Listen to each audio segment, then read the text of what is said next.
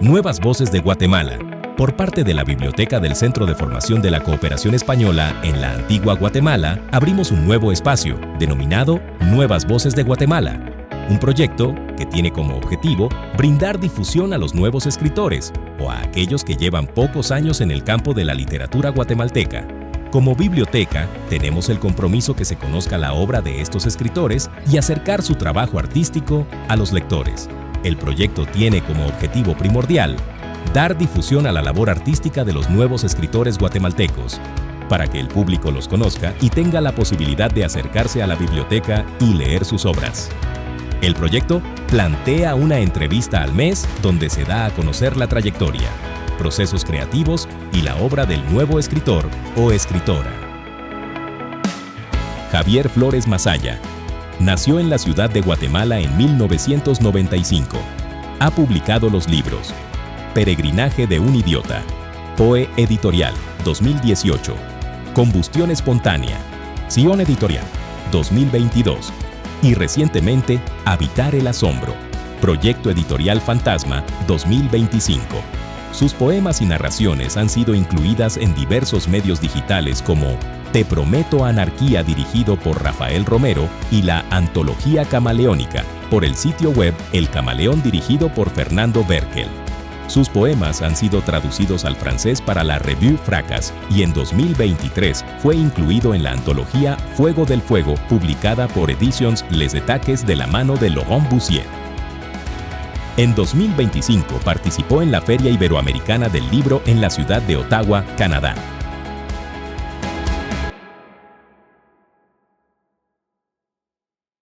Bienvenidos a este nuevo segmento de Nuevas Voces de Guatemala. En esta ocasión nos acompaña Javier Flores Masaya. Javier, es un honor tenerte acá con nosotros en este segmento.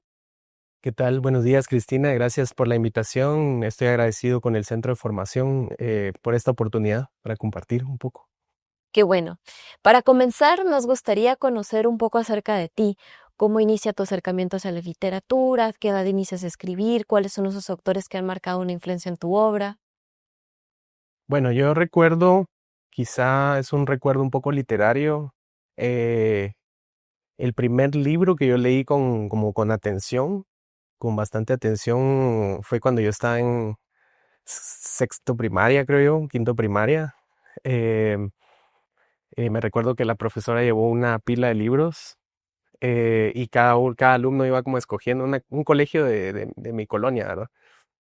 Y el que yo escogí de una forma aleatoria fue El coronel no tiene quien le escriba, de Gabriel García Márquez, y me parece como un inicio bastante extraño como para iniciarme en la lectura, porque no es un libro infantil y no fue un libro como, digamos, tan accesible para empezar a leer.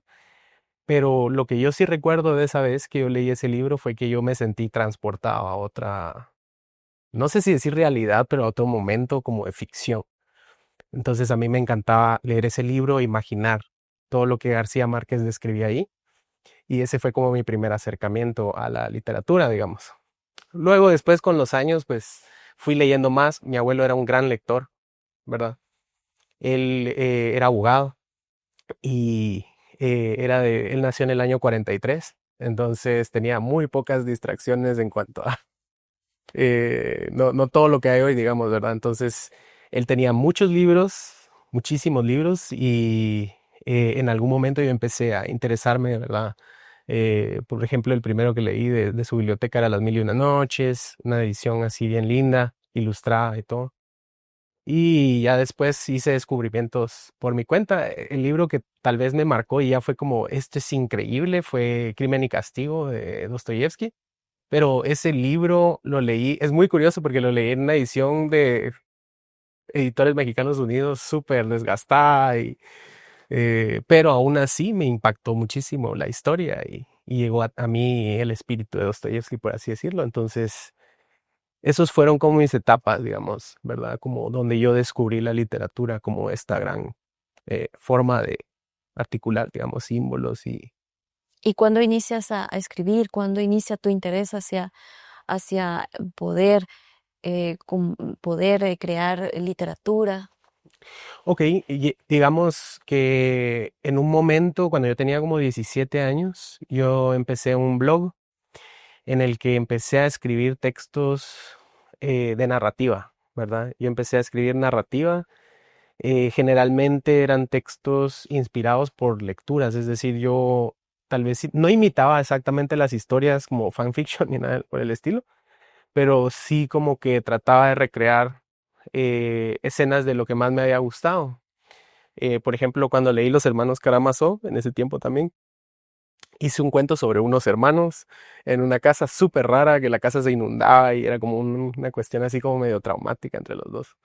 Y una pelea y etcétera. Entonces sí como que hacía textos inspirados en lo que iba leyendo, ¿verdad? Entonces empecé a tener lectores como de blog, ¿verdad? Que eso lastimosamente ya no, estamos hablando con Brian, que ya no es algo común como que alguien diga, ah, voy a leer el blog en internet, ¿verdad? Porque ya no, ya el formato visual como que ya tomó ese lugar. Pero sí era un espacio que a mí me gustaba mucho y escribía bastante narrativa. Entonces ahí fue donde empecé a publicar textos, digamos. Y tenía gente que se interesaba, o sea, como que yo hacía una parte de una historia, me decían, ¿y qué pasa después, verdad? Entonces yo decía, Ok, qué interesante este". Dejabas el interés en los Sí, por- lectores, que poco a poco esto te ha ido ayudando a evolucionar Mm, y ya encontramos las obras que has publicado ahora actualmente, ujú, como por ejemplo Habitar el asombro es un poemario que nos invita a detenernos un poco, a contemplar, mm, a dejarnos permitir asombrarnos por lo cotidiano. ujú. Sí, es un espacio donde nos adentramos a nosotros mismos y exploramos nuestras propias emociones, como bien lo mencionas en tu poemario, habitar el asombro como quien instaura momentos llenos de tacto y de luz. Coméntanos cómo creas este espacio en la poesía. Ok, yo siento que la poesía para mí siempre ha sido un instante que se sobrepone como a los demás instantes en el tiempo, digamos, porque creo que Borges decía, Borges hablaba mucho sobre muchos poetas, ¿verdad? Él era como un erudito de la poesía, pero justamente había una entrevista que a mí me gustaba mucho ver de Borges y que hablaban en Borges, Octavio Paz y no me recuerdo quién más, y decían que en la poesía como que se suspende un poco el tiempo, ¿verdad? Es decir, hay versos de, por ejemplo, poesía china o poesía japonesa súper antiguos, que son muy sencillos también en como su forma, ¿verdad? Como muy simples, que capturan como la esencia de un momento, digamos, ¿verdad? Entonces, para mí, digamos, la poesía significa como un poco desdoblarse tal vez y ver las cosas desde una perspectiva que es como más absoluta, no sé, como más un poco místico, no sé cómo decirlo, como espiritual, ¿verdad? Entonces, para mí es una invitación el escribir, digamos, poesía a mí mismo y a quien me lea, ¿verdad? Como para eh, ver la existencia de muchas formas distintas. Y creo que sí lo logras conseguir con este poemario. En Habitar el asombro tienes una división dentro del poemario.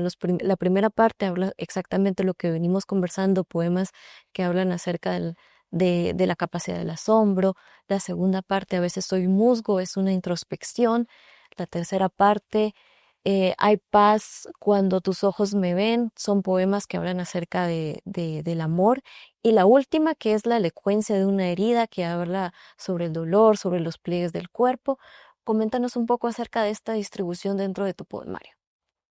Bueno, yo he comentado en otras presentaciones que generalmente yo los proyectos poéticos no los voy, digamos, es decir, no los voy creando, voy a hacer un poemario ahorita sobre este tema, digamos, ¿verdad? Sino que yo voy capturando como experiencias o voy describiendo experiencias, no capturando, sino describiendo experiencias y luego ya esas experiencias yo les encuentro una unidad, digamos, ¿verdad? Entonces, eso quiere decir que no todo encaja dentro de la estructura de un poemario, digamos, ¿verdad? Sí descarto muchas cosas que tal vez no tienen nada que ver, pero digamos que las partes yo mismo las voy descubriendo en el proceso de armar el poemario. Es decir, no es como que yo lo tenga pensado desde un inicio Y eso es algo que me gustaría explorar próximamente en un próximo proyecto. Tal vez me gustaría ya escribir como con un objetivo, digamos, y ver qué tal me funciona, porque tal vez no me funciona eso, ¿verdad? Pero quiero un poco experimentar eso. Pero realmente la división la voy encontrando mediante voy armando el libro, digamos. Es como que uno va reconociendo como etapas o temas en común, ¿verdad? Como puede ser, hay paz en mí cuando tus ojos me hablan, por ejemplo, ese es de amor, esa parte es de amor, y la elocuencia de la herida es, hablas un poco sobre traumas, unas cuestiones un poco más difíciles. Sí, y es interesante cómo lo logras transmitir en el poemario, porque es un recorrido que el lector va haciendo y realmente uno se disfruta de ese recorrido. Y en tu cuento, El día que descubrí que yo no era Batman, Ujú. es la historia de un viaje familiar que van a la playa, alquilan una casa, por la noche hay un murciélago que ingresa dentro de la vivienda.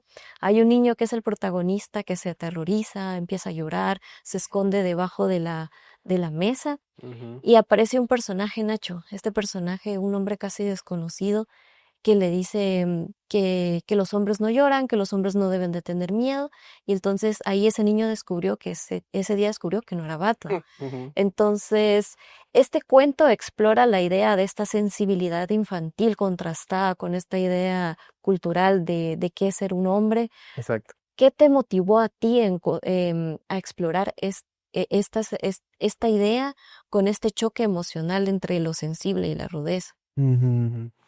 Bueno, creo que ahí hay una mezcla entre una situación que sí fue personal, digamos, sí es una historia real, parte de. Yo recuerdo ese viaje, no recuerdo el año, ¿verdad? Pero sí hubo un viaje familiar en que fuimos al puerto, y ese día se fue un tío lejano que uno conocía, no sabía de dónde, y le decían Chico, ¿verdad?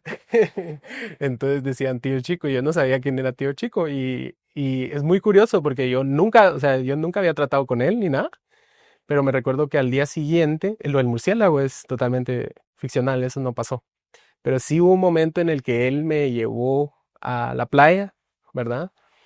Y estábamos como juntos viendo el amanecer en la playa, y fue como bien interesante, como que compartí este momento de intimidad y como de, yo diría como de seguridad, porque al final él me estaba como sosteniendo en las olas, ¿verdad? Y yo no sabía quién era esta persona, es decir, yo no era como mi tío, mi abuelo o mi papá. Entonces siento que me interesaba en este cuento como revisitar eso y añadirle a eso como una capa digamos, de discutir sobre esa sensibilidad y sobre eso que mencionabas, ¿verdad?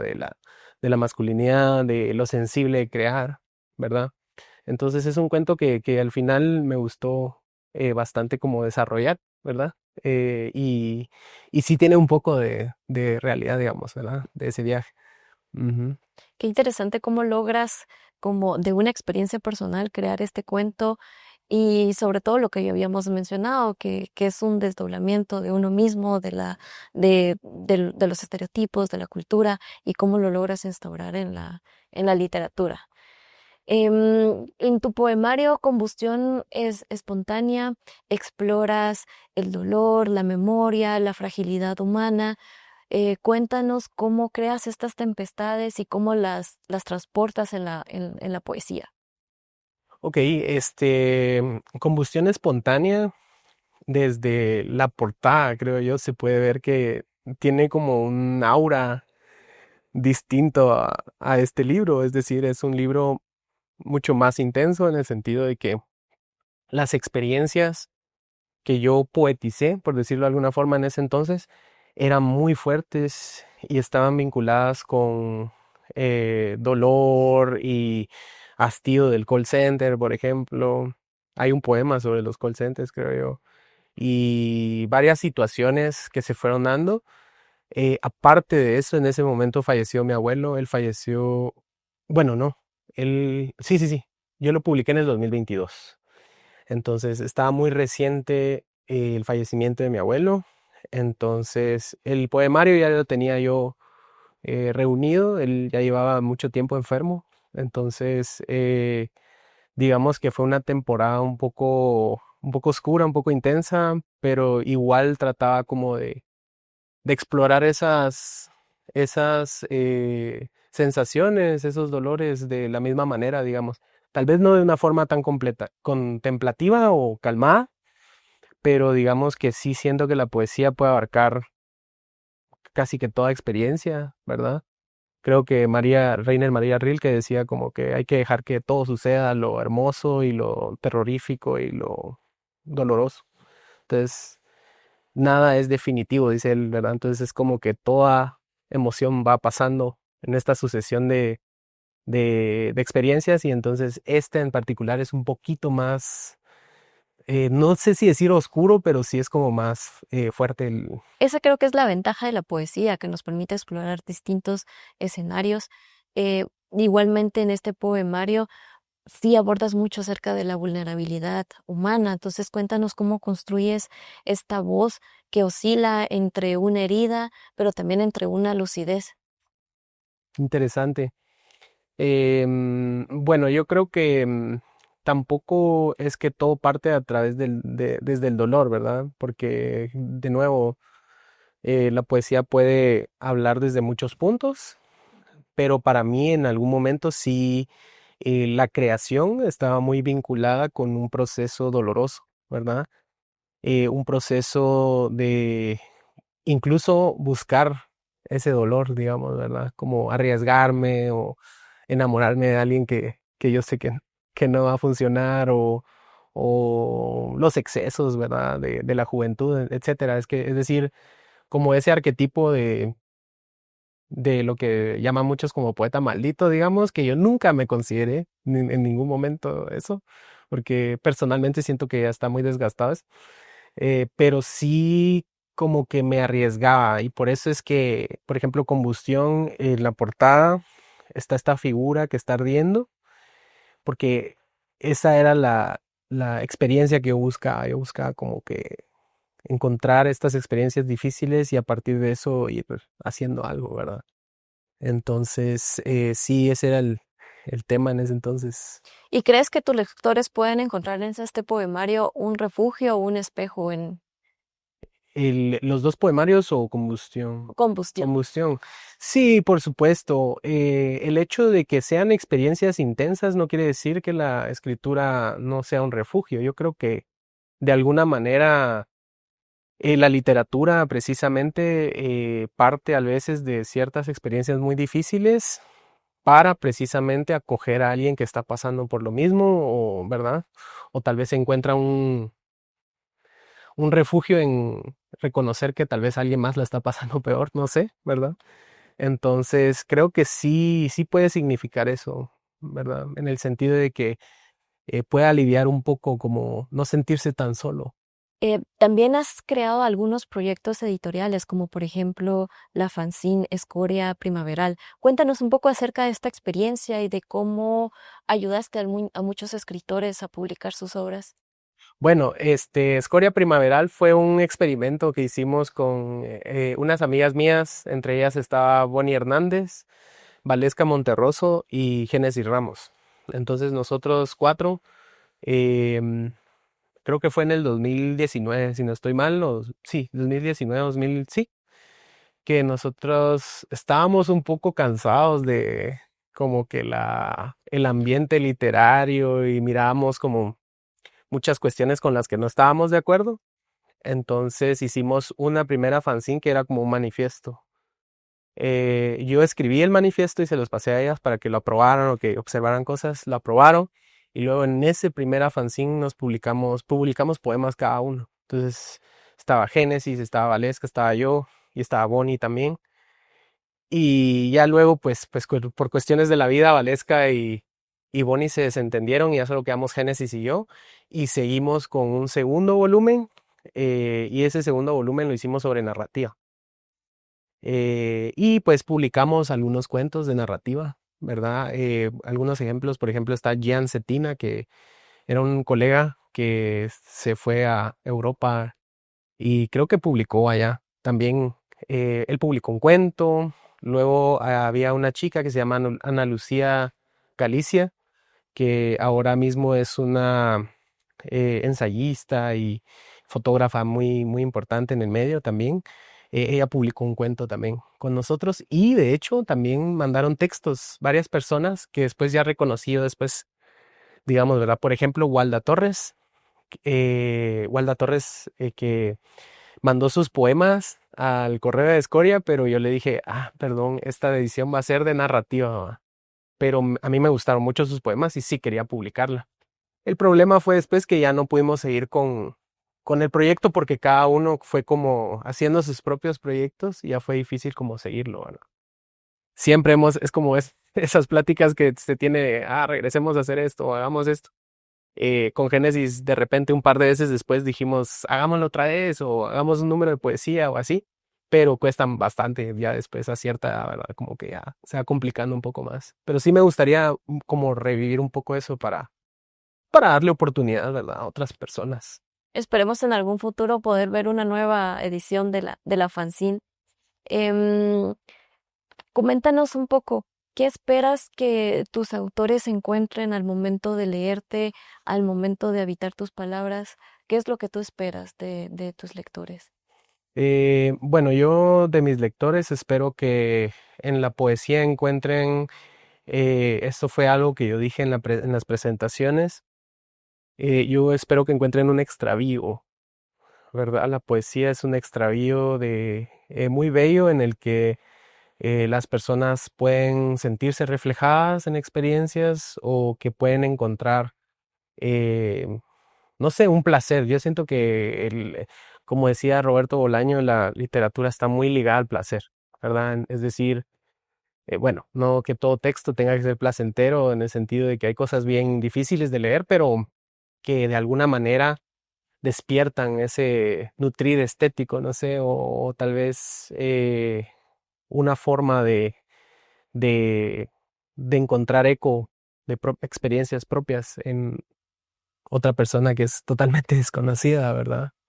Ujú. Esperamos que tus lectores logren encontrar esto cuando te lean. Recordarles que todas estas obras de Javier van a estar disponibles en biblioteca. Ustedes pueden acercarse a nosotros y consultar sus obras. Para ir culminando esta entrevista, nos gustaría que nos recitaras algunos de tus poemas. Ok, perfecto. Con todo gusto. Voy a leer uno que se llama Proyecto Excelsior. Alguien me preguntó por qué Proyecto Excelsior y es que a mí me gusta mucho la música y hay un dúo de electrónica, que es random, pero hay un dúo de electrónica que se llama Boards of Canada y ellos tienen un video de una canción donde un astronauta como que se está lanzando en caída libre así desde la atmósfera así hasta la Tierra con un paracaídas. Entonces yo investigué un poco sobre eso, quién había hecho una locura así y resulta que alguien lo realizó antes que en ese video y se llamó Proyecto Excelsior. Entonces por eso le puse ese título. Seguramente nací con los brazos extendidos, siendo mi primer gesto como el de un clavadista que se zambulle hacia el mundo. Mi primer llanto no fue de miedo o tristeza, sino el gozo febril de mis miembros rozando lo bello. Supe entonces que escribiría poemas, incluido este, que es un párpado frágil, que mi corazón cóncavo se rebalsaría siempre por sus orillas. Javier no era mi nombre. Ese pequeño y cruel gesto burocrático vendría después. Entonces yo era respiro, mundo, flor, lágrima y oleaje. Era un paréntesis sin límites que abrazaba los peñascos y los valles. Poeta y poema fui, poeta y poema intento ser. Entonces ese es Proyecto Excelsior. Tal vez voy a leer uno de combustión. Gracias. De combustión voy a leer uno que se llama, que le ha gustado a alguna gente, que se llama Los niños de finales de siglo, que dialoga un poco con ese verso de Otto René Castillo, que dice que se imagina, digamos, en el siglo XX, que los niños de finales de siglo XXI, muy optimista, él decía, iban a ser felices, ¿verdad?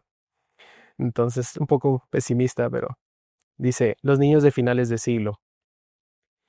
Los niños de finales de siglo, Otto René, nacimos tristes, tristes, tristes, pues estamos a merced de una trituradora y un paisaje de pequeñas y grandes guillotinas que se alimentan de lo mismo desde hace siglos, sueños y vida.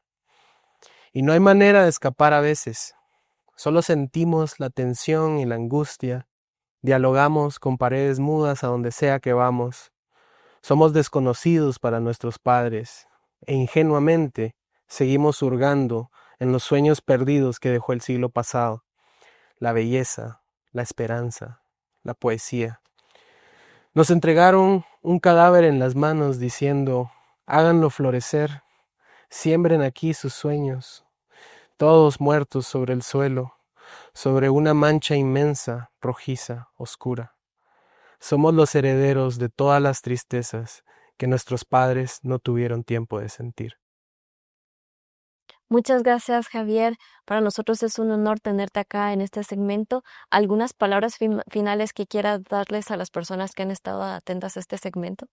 No, que muchísimas gracias por la invitación y por estar al pendiente de las publicaciones y de la plataforma. Siento que Nuevas Voces es una plataforma muy importante para muchas personas, ¿verdad? Que siguen interesándose por la lectura, la literatura y la sensibilidad al final, ¿verdad? Que es algo que no hay que dejar desaparecer. Muchas gracias, Javier. Recordarles que los libros de Javier Flores Mazaya van a estar en la biblioteca. Este es un proyecto que nosotros realizamos para darle difusión a las obras de algunos autores, así que esperamos hayan disfrutado de este segmento.